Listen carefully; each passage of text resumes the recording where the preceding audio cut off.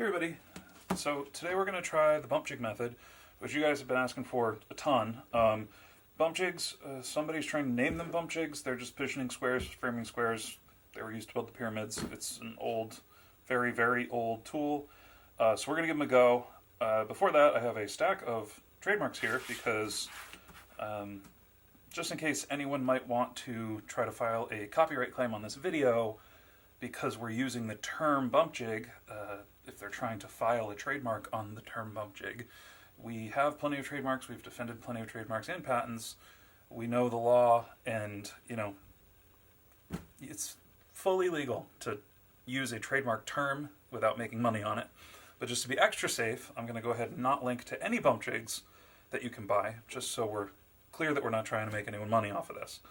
These we got on Amazon. They were 20 bucks, and so we're going to just give it a go. Alright, so I watched a bunch of videos to try to figure out how to do this. Now, normally this is done with one straight edge, right? Now these, we're using Buckleguy's new acrylic tools, which are actually really cool and they're very affordable. They're between like $8 and $20. They come in big sets, like this set is 12 bucks and it comes with three. This does a bunch of different curves and it has, this one's credit card size, it has a right angle on it. You know, acrylics though, so you just use your scratch awl and you make your lines and you cut them out. The bump jig method, it's, you bump the leather up against the jig. I think that's probably where the name comes from. But where it's confusing to me, and I'm going to come into this saying that I am biased because I've watched the videos and I'm just very confused as to why it's done because it seems very inefficient. But I'm going to give it a go and we're going to see if we can learn how to do it and then compare it to just tracing out a pattern with a scratch awl and cutting it out and see if one's more accurate than the other, etc. So the first thing we're going to do is we're going to try to duplicate this piece, this pattern piece on this leather. Now, from what I watched online, I've cut this at a straight angle, or I've cut a straight line here. We're going to bump that piece of leather up against that jig, bump the pattern, then we're going to use this to put that there, then we're going to pull that away, grab a ruler, bump the ruler against the jig, move the jig away, and this should be our cut. Now, these aren't going to be right angles, but these should be parallel. At 4 inches, they are parallel. Okay, so that worked. Great. Now we need to get a right angle on this piece. So we take, I guess technically you would use like the straight one. So you take that. Now we cut this piece and this piece. So we're going to take our right angle. I need to go this way to cut against it. And we bump both of these against that, then we move that away. Well, this is a little thick to do this with. Yep. See, I think that's the problem you're going to have is, unless anything has a non-slip backing, as soon as you move something, you're going to have to redo it. So I guess what I'm going to have to do is use my ruler here. So I'm going to bump that up against that, move this, then take the ruler and put that against this, then move this way. Now I can make this cut.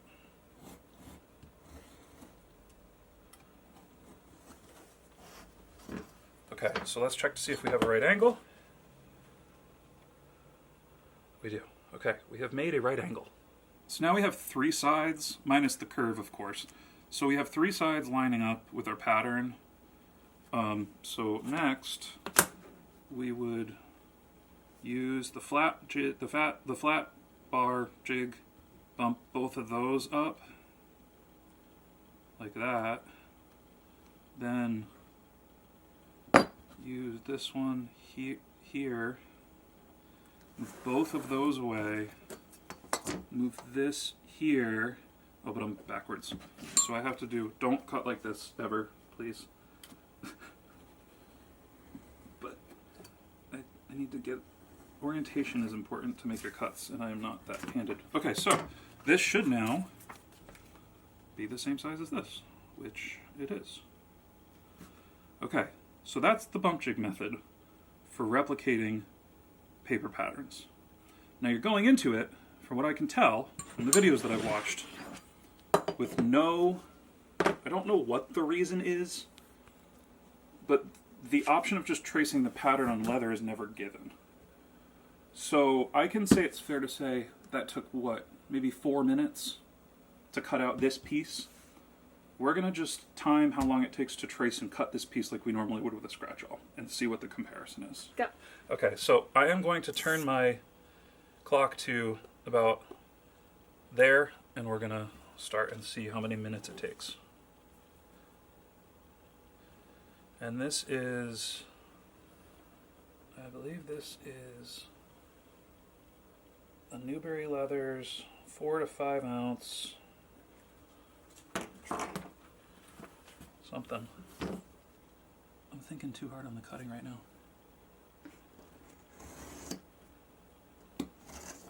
Crazy Horse. I think it's the Crazy Horse.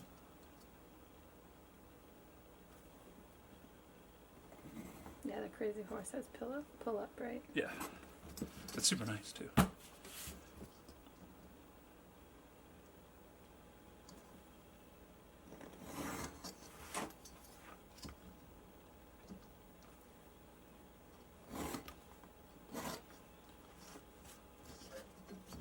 We gotta do a trim.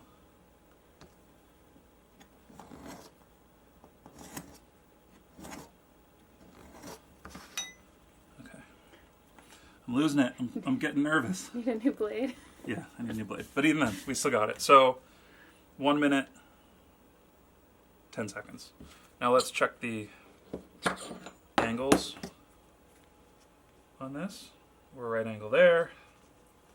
We're a right angle there.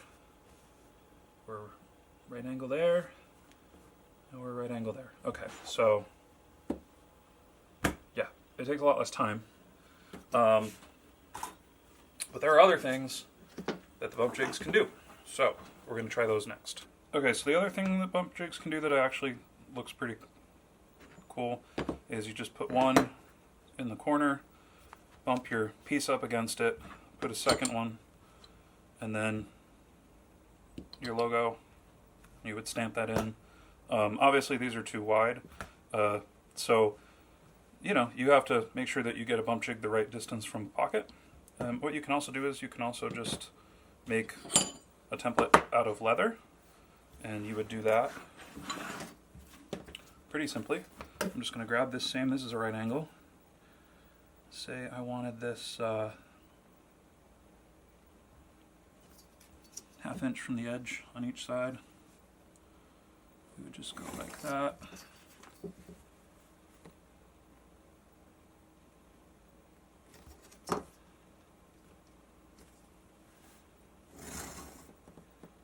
Like that, and then all we have to do is put, obviously trim this off, trim that off, and you might want to get one of these anyway, but you can just put that there, and line up your stamp that way, and you're good to go there too. So yeah, that works really well. I like that. That's cool. So I guess that's the method. Here's my issue with it. I think that for duplicating a pattern like this, it takes a lot of time. I don't understand I guess that if you're a real stickler and you're treating leather like wood and you want perfect right angles, I can very much see how you can get in the groove and get faster than 4 minutes making one piece, etc. However, leather's not like leather. Leather's not like wood. So the minute you start to use a wallet, it's the whole point of making a leather wallet is so that it stretches and molds to your body, to what you carry in the wallet. So I don't particularly understand why everything needs to be laser accurate like that. However, even that being said, if you have a cutting mat with a grid on it like this, even if you don't have a pattern, you just cut a straight edge and then use the lines. It's quicker than tracing the pattern half the time, right? So say I want a 2.5 by 4 inch pocket. I'm already at 2.5. 4 inches to here, and you're done. And that will, I guarantee, be perfect right angles on every corner. And if it's not, that's okay, because that's what the Sanders for, etc. But yeah, we're perfect right angles because you're using your grid. You're using a nice, safe ruler. It has cork on the back. I can't stress enough. Always, always, always, always use a steel ruler, not aluminum. Don't cut against aluminum.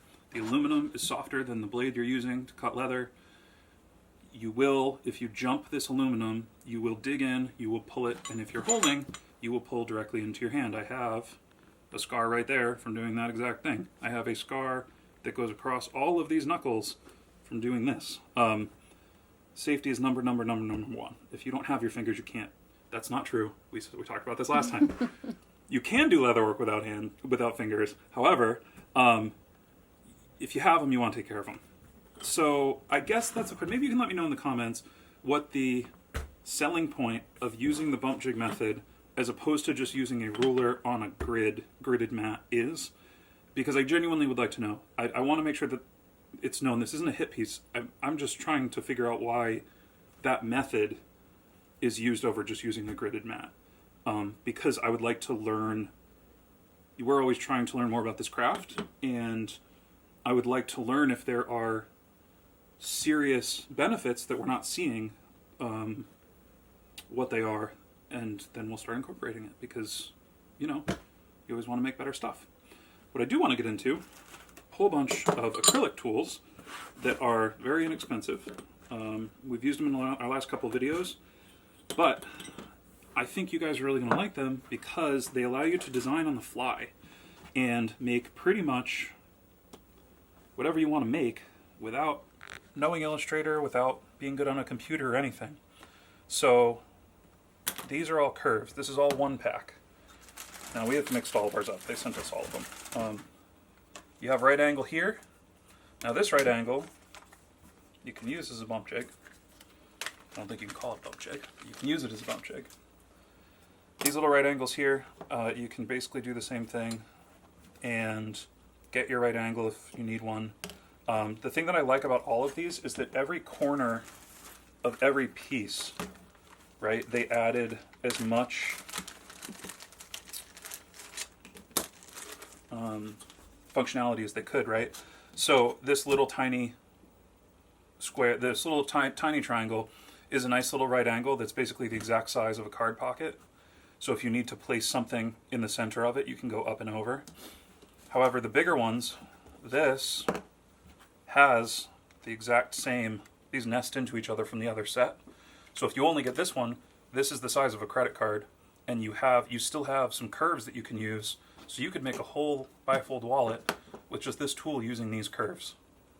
And the kit includes all three of these, right? Then you have various size circles up to 1 inch from, what is that? 1/8 of an inch. So you could do, you don't have to just use circles. You don't have to just make circles with these, right? So say you want to do a curved corner, that's what this is for, right? And then, granted, I kind of overdid that one a little bit, but you go through, you cut that off, and there you go. Let me do one a little bit nicer because that's not very nice. But I really like how these are clear, so you can see exactly where you're lining up. So you want to go a little bit past the leather so that you don't do what I did on this side and go over the leather. There we go. That's what we wanted to do.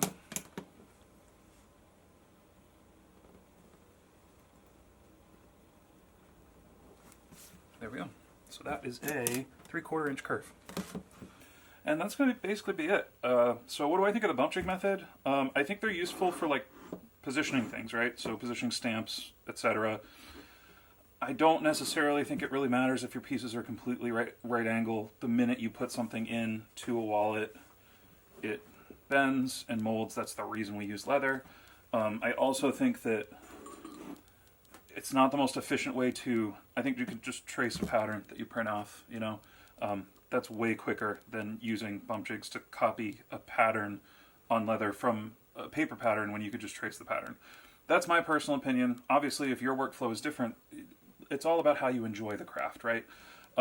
So I do think that the new Buckleguy tools are really cool. We've been using them a lot in the shop. I promise I'm not going to make a whole video pumping them again, but you know, sometimes it's hard because their catalog's so big to know what's coming out and what's new and all that. These things are really, really helpful. Kaylina right now is designing a couple bags for new patterns, and she's been using them to get the curves just right because she designs on paper, not on a computer. And I think if you want to try it out, go grab yourself a set of $20 positioning squares or whatever you want to call them from Home Depot or, you know, online or something like that, and give it a go. I don't necessarily think you need to spend hundreds of dollars on a boutique set that's made out of the same stuff. So that's kind of that's it. Again, it's not a hit piece. It's a way to do things. I just think it's not a super efficient way to do things, and I think it's kind of teaches you bag technique. There's no reason if you're selling your stuff to make things like this because you're just passing on the inefficiency to the customer with the amount of time it takes.